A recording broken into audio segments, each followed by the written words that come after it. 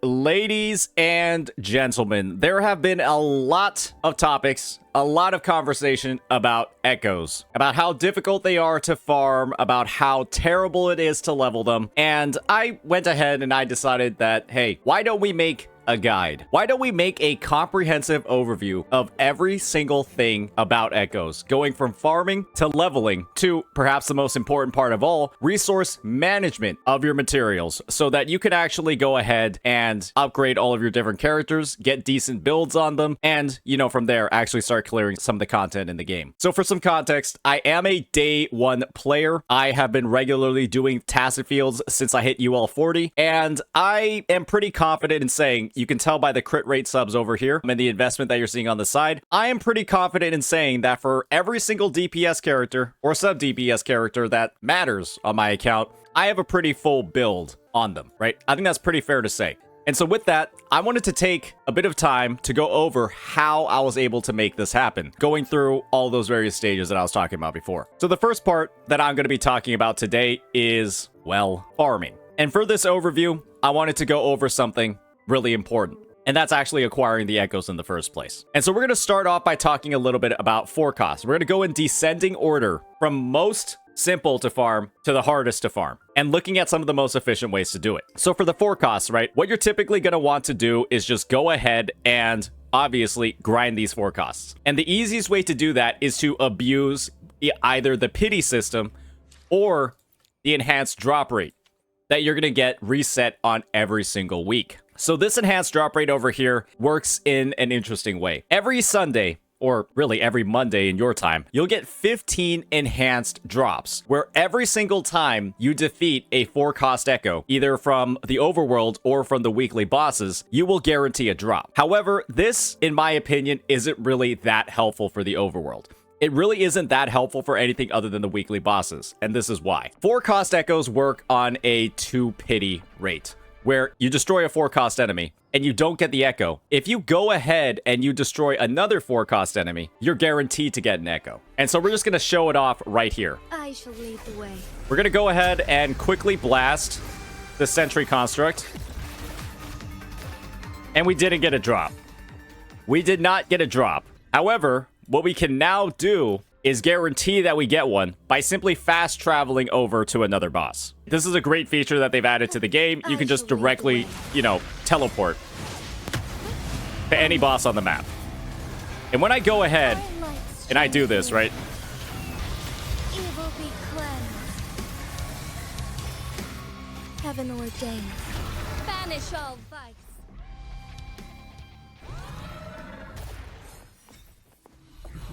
As you can see. And so what this means, ladies and gentlemen, is that 4-cost echoes, despite them having a baseline drop rate of only 20%, the fact that you're able to teleport around from boss to boss, and the fact that you're able to, you know, guarantee that every second kill will get you an echo, it makes these one of the easiest to farm in the game. When it comes to the 4-cost echoes, there is a respawn time, right, for all of these enemies. And so if I do want to, let's just say, farm the sentry construct for my Carlotta, I'm not going to want to start there. I'm going to want to start next to a boss, another boss on the map. So we'll start off by destroying Inferno Rider over here. Stand down. We saw that we didn't get the echo, Lights the way. and we guarantee the drop. And so because this boss has a, you know, I believe it's 1 or 2 minute respawn time, now I can just go ahead and go to another boss, like the Morning Ikes in this corner of the map. Quickly and swiftly. A new era of Oh, that's a crazy slow motion. Whoopsies. And unfortunately, the Ikes dropped one. The Ikes dropped one.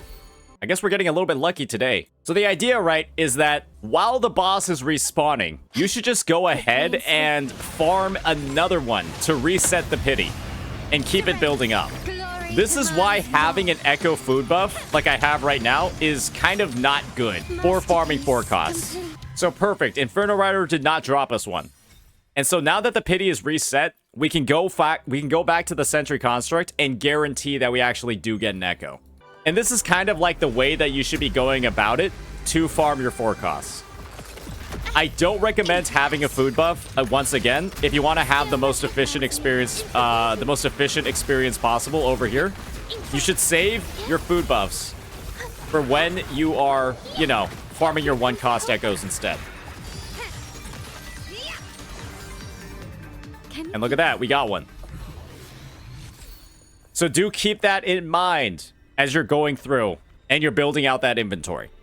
Because when it comes to your, let's just say this is a 3 cost echo, right? The elite class. These actually work on a pity drop rate. It's a 4 kill pity for the 3 costs. And then for the 1 costs, it goes to 8. It is an 8 kill pity. And so what this means is that A, these elite classes are a lot harder to farm because, well, there's a limited number of them in every single daily reset. And so if you run out, well, you'll run out and you'll have to go to somebody else's world and hopefully they'll let you farm their echoes. And it can take a lot of time because this isn't like something where you can just fast travel around the map like you can for the bosses. This is something that, well, you're gonna have to work for. And you can go ahead, you can make it easier for yourself by like tracking them. But the optimal way that you're gonna end up farming these echoes is to first kill 3 other echoes that are elite classes, and then go ahead and farm the exact one that you want. That's the optimal way to do it. But because there's a baseline echo drop rate, right, of 20%, chances are you'll end up getting an echo in the first 3 kills that you're using to build up to that pity of 4 for an elite monster, and it's going to end up being a pain in the ass. It is going to be a pain in the ass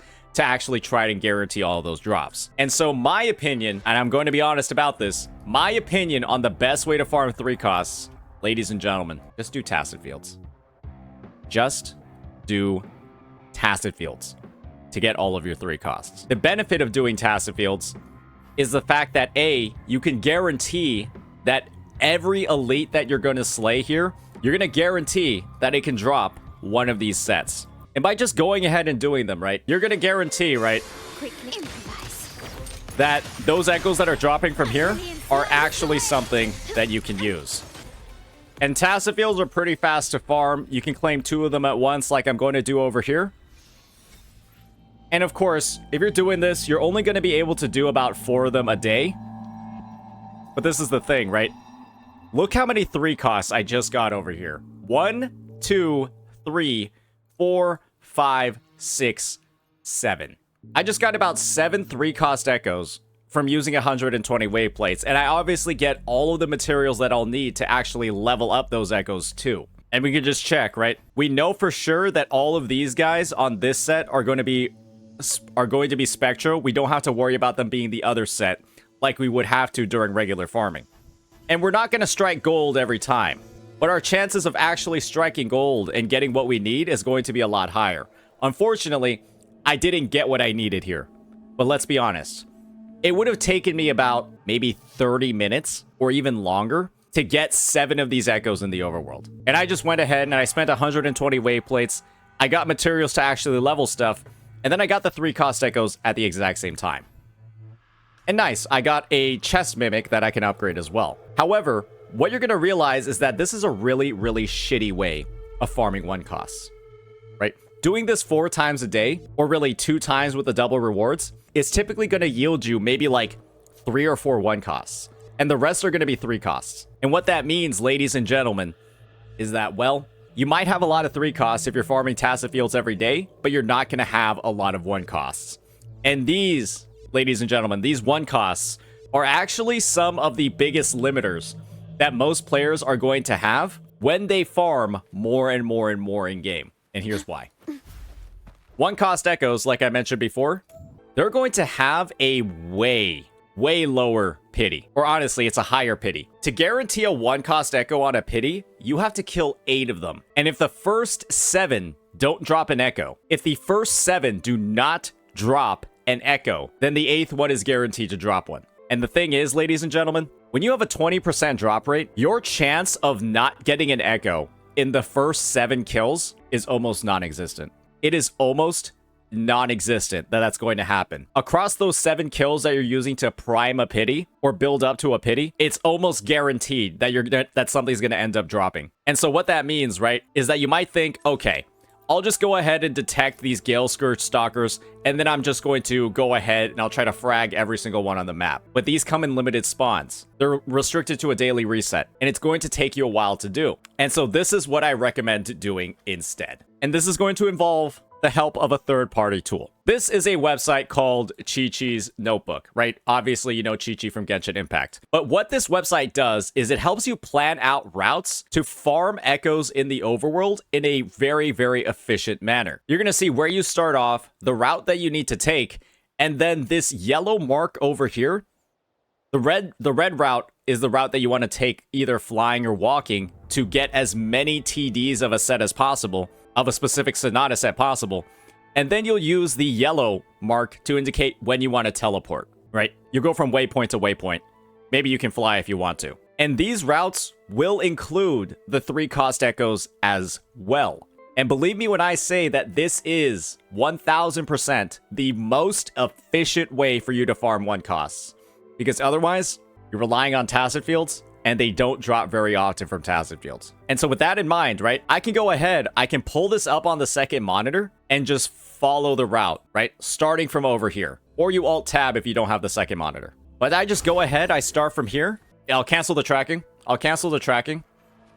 And then I'll go ahead and go, right? Just following this route, making sure it's always visible, and then just moving forward from there. But before I do that, ladies and gentlemen, there's also something I need to do, and that is eat some food. I need to eat some food before I start echo farming. And this food is extremely, extremely important for one reason. It improves the overworld drop rate. The baseline drop rate is 20%, right? This will bump it all the way up to 30%. And when it's a waste of your time to go ahead and rely on an 8-drop pity or an 8-kill pity to get an echo, this drop rate increase from the sweet and sour pork is going to be the best way for you to get more efficient in your echo farming. So I'm going to go ahead and for the sake of this demo, eat it. I'm already sure I'm in the right spot. And now I'm just going to start farming. Right? I've got these dogs over here. Running won't save you. The stage is set. And unfortunately, it looks like I'm not really getting any drops here. Oh, I got one. Can you keep Right? I got my eyes on the second monitor. And now I'm just going to keep going.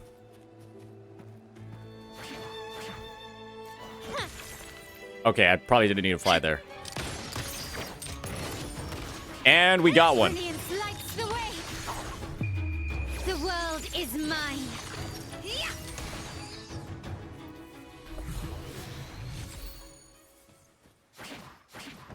And we're just going to keep going. Quickly and Got some Lottie Losts over here. found your That has the set that we want, Frosty Resolve. Still recognize me. It's the painting. And as you can see, the echoes are just starting to come in. We're getting more and more and more of them. And these routes that you'll see on websites like Chi-Chi's Notebook, Surrender. these are the most efficient ones ever, right? And you'll be able to see... Let me just pause real fast. You'll be able to see from the route that you're taking which areas have the highest mob density. And so if you're trying to save even more time, right, you could just go ahead and go into the areas that you know have a shit ton of mobs. This has 3 potential enemies that will drop echoes for this set. Right over here, we see like 5 in a very close vicinity. Maybe you just go ahead and you decide to skip the ones, right, that only have 1 potential drop. Maybe 2, right? Just skip all of these and then go to the fat areas. And prioritize those instead, like over here, with a ton of mob density. Or over here, where there's a shit ton in a very, very close vicinity. Or down here. You can decide how you want to farm, you can decide how much time you want to spend farming, and these are going to be available, right, on every single reset. And so as long as you're using these tools to farm a little bit more efficiently, to identify the right areas to actually farm in the first place, you shouldn't struggle too much with building up an inventory of 1 costs and 3 costs in the process. It's a very, very good way, and it's, in my opinion, it is the best way for you to farm 1 cost echoes. So I think that's pretty much good enough for this overview. I'll just go ahead and finish off these guys. I might have wasted my food, but I'm not really hurting for 1 cost echoes at the moment, so I don't really care that much. And I've got a lot of that. I've got a lot of the food available. And as you can see, though, the drops are pretty good. One last piece to cover is obviously your Echo batch merging. And this is going to be the best way for you to get rid of all of the unwanted main stats in your inventory, right? Things like all of your HP and defense pieces, right? You're never going to use your defense on the fusion set. You're never going to use you're never really going to use these. However, there are some sets, right? Like on Rejuvenating Glow or on Moonlit Clouds, where you might want to save those pieces overall. And so what I would do, right, is just select HP and defense after heading into batch merge, and then select the sets that, in your opinion, you're never really going to need with those main stats. And then once that's selected, you selected all the sets that aren't really going to be applicable, you just go ahead and click select all. And then just click batch merge. And boom. You've got way more pieces now that you might need a batch merge again, but maybe some usable ones as well, right? And you're just going to want to click through, see exactly what you get. Hopefully you'll get some good ones that are actually usable. And this is going to let you save a lot of time potentially, right, on your farming. You might get an on-set 3 cost like this from that random batch merging. Chances are you're going to get something good if you do this a lot of times. And one last thing is when it comes to the 3 costs, you can just go ahead and choose something like Glacio Damage over here. And then simply select all of the sets that you don't want Glacio Damage for. I don't want it on Lingering Tunes, Midnight Veil, Eternal Radiance, or Tide-Breaking Courage. I'm just going to select, or I do want it on Freezing Frost, Frosty Resolve, and Empire and Anthem. And so I'm just going to select all the sets that I don't want it on with the Glacio Damage bonus, select them all, and then batch merge them. Get some echoes in the process, and then just keep cycling through my inventory, right? Now that I'm on Fusion, I'm going to unselect Molten Rift, reselect Freezing Frost and Frosty Resolve, and then do it all over again. And I'll just be able to keep doing this and keep getting more and more and more echoes in the long run. And that's going to make it a lot faster for me as well to cycle through my inventory. That's my last tip for you as you go through all of that farming. All right, so now that we're at the point, right, where we've gone over the 4 cost farming, we've gone over the 3 cost farming, and we've gone over the 1 cost farming, now let's get into some efficient echo rolling. And so with that in mind, it's going to be pretty simple. If I have an echo that I want to roll, like this Lumiscale construct over here that's going electro damage, I don't want to do this. Doing this is really, really, really dangerous.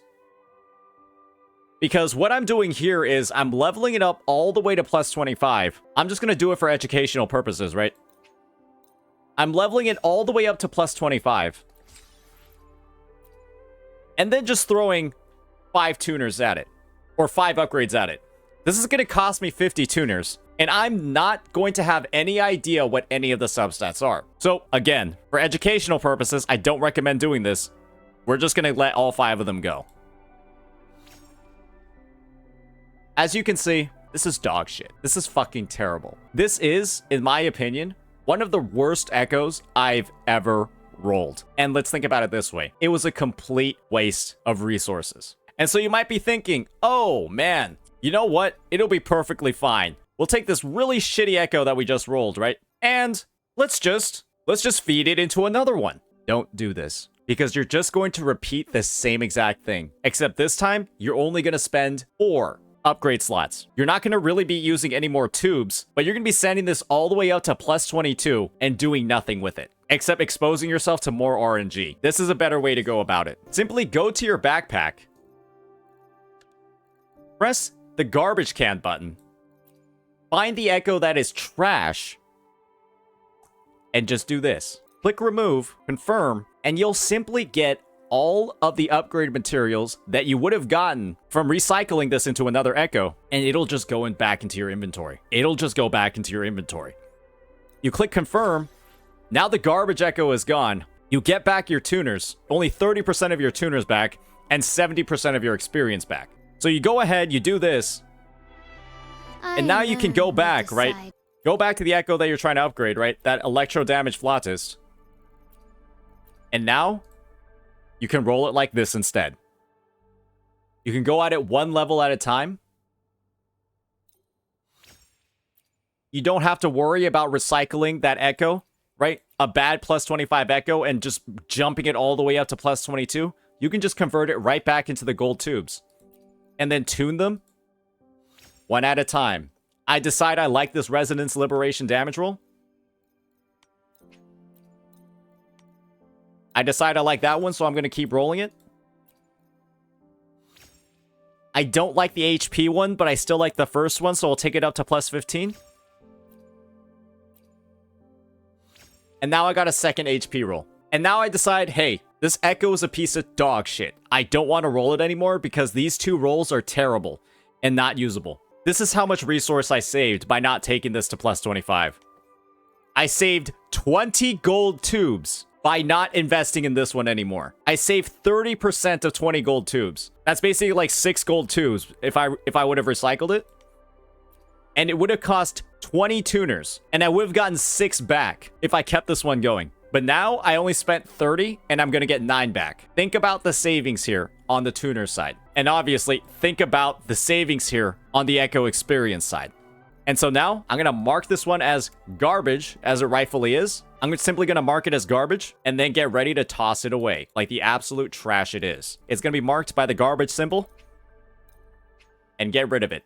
And I'm going to get those 9 tuners back and then, again, 70% of the Echo experience materials on it. Ladies and gentlemen, the later that you start garbaging a piece, the later that it takes you to get rid of a piece, right? This one doesn't have double crit, so it has no chance of getting double crit, so I don't want it. The less you're going to get back, especially on the tuner side.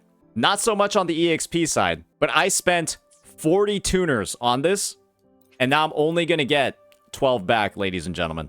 But I will get 70% of the EXP back. And so you just do that, and this idea of resource management, this idea of efficiency in your leveling, this is what's going to let you stretch your mats as far as possible. Because again, the later that you're dropping a piece, the worse it is going to be. And by just being more efficient, right? Not spending as many tuners when you don't need to, not taking things to plus 25 when you can find out that they're trash at plus 15 or even plus 10, right? If an Echo rolls HP and defense in the first 2 rolls, it's probably in your best interest to just dump it, throw it away, and pretend it never existed.